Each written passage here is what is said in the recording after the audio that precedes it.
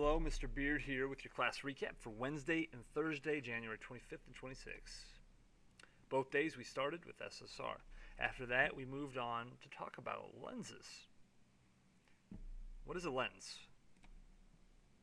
Well, a lens, quite technically, is an object so transparent you are able to see through it. But oftentimes, they are not completely transparent. Think about sunglasses. You've got smoky dark sunglasses, you've got orange sunglasses, you've got yellow sunglasses, and they all change the way you see the world a little differently. Let's say it's bright out and you put sunglasses on. At the very least, they make it so it's not so bright. But if they're a different color, that you actually see the world through that color. And it changes the way you view life in a very real, literal sense. Now, lenses allow us to see the world through them, but they can also magnify the world and help us to see it more clearly. So how does this come into play with literature and poetry? Well, there's lots of different ways to look at a poem. There's lots of different lenses to view that poem through. For example, the most common lens is the close reading lens. Oftentimes, you'll have a story, an article, a quote, a short response right in front of you. And the only way you can decipher meaning, the only way you can figure out what this thing is talking about is by reading that thing itself. You may not be able to jump on your phone and Google it. You may not be able to jump on the internet. All you can use to figure out what the heck this thing is talking about is the thing itself. That is the close reading lens, using the article itself to decipher meaning. Another common lens is the author biographical.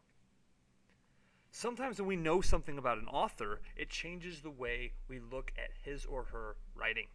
For example, there was a famous suspected serial killer in Chicago in the late 1800s. His name was H.H. Holmes, and he wrote a, quote, autobiography, unquote, while he was awaiting trial. We now know that he most likely committed the murders he was accused of, and it heavily changes the way we read his autobiography. It skews the lens that we read his story through. That is the author biographical lens. Let's talk about one more lens you can view literature and poetry through, and that is the historical context lens. For example, when you read Uncle Tom's Cabin, it's almost impossible to figure out what's going on. And if you don't understand that at that time in history, slavery was not only legal, but an accepted part of life. If you don't understand that, if you don't understand the historical context that it was written in, then you're really not going to decipher what the story's about. Let's put this in practice with a very difficult poem and see if we can use both the close reading and author biographical lenses to decipher meaning. The poem is called Metaphors.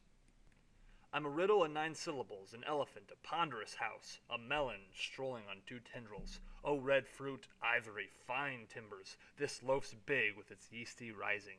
Money's new minted in this fat purse. I'm a means, a stage, a cow and calf. I've eaten a bag of green apples, boarded the train, there's no getting off.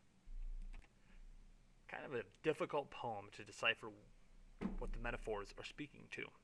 There are some clues, and you may have been able to decipher meaning, but if not, let's try one more lens to see if we can figure this out.